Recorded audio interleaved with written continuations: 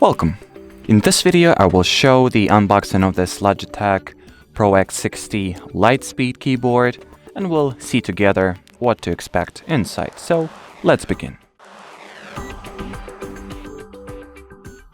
So first step that I need to take is to cut this foil to be able to open the box. So let me get my handy knife and do that. Now I should be able to, open the box and take its content out already. So we also have these two foils at the bottom as well. So let's cut them open. Yep.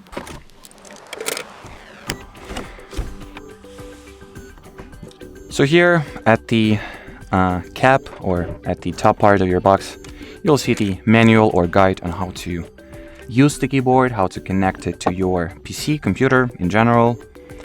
So just the graphic visual cues for you to initialize this keyboard, should I say. Anyway, inside we have the travel case that the keyboard and all its accessories come in. That's a very good touch if you ask me.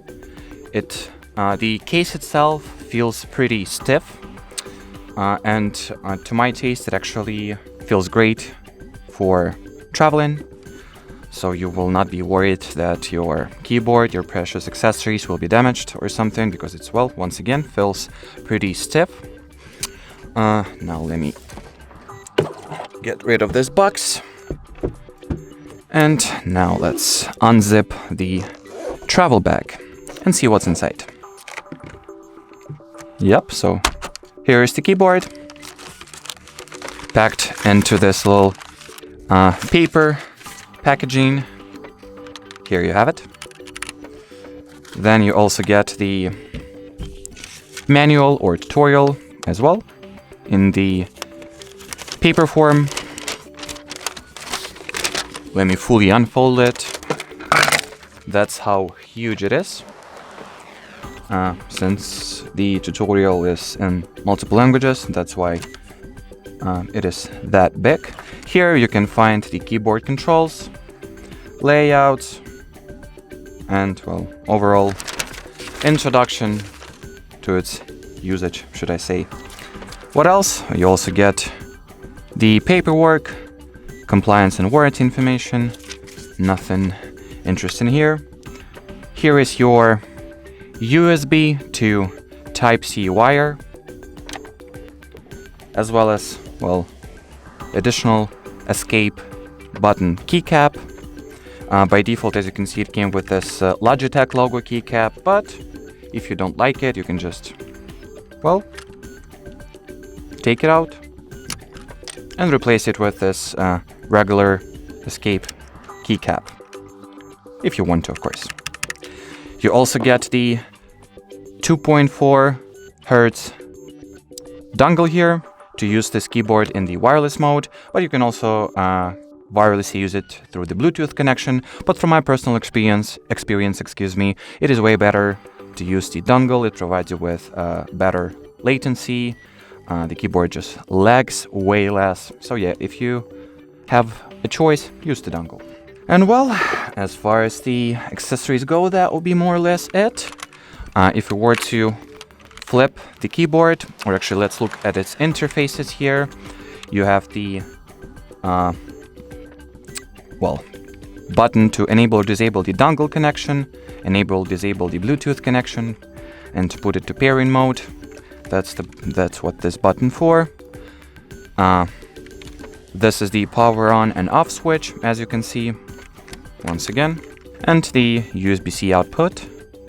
You also have this very, very convenient legs that have this rubber in them, so the keyboard will not be slippery. And you also have this very handy slot where you can put your dongle away and not lose it. Very convenient if you ask me. You also get this little adapter, so Type-C to regular USB, if you will ever need it. And that's, I guess, more or less it as far as all the unboxing goes, at the very least. The only thing that I can, I guess, show you is the switches. So let's take escape keycap once again, and you'll see what those optical mechanic switches look like. Here it is. That's what it sounds like, bare bones without the keycap on, but do not worry, later in the video I will also provide you with the type-in sound test. Also, thing that is worth mentioning is that you have the symbols printed not only at the top of the keycaps, but also at their sides. So as you can see, here are the F legend, the controls or the functions legend, other numpad or like the right part of the keyboard legends as well. So that's a very handy and convenient thing, that through pressing probably function and those buttons you still have an access and you still have an opportunity to use all those functions here. And yep, so once again, that will be more or less it as far as I can see. So let me provide you with the type-in sound preview next.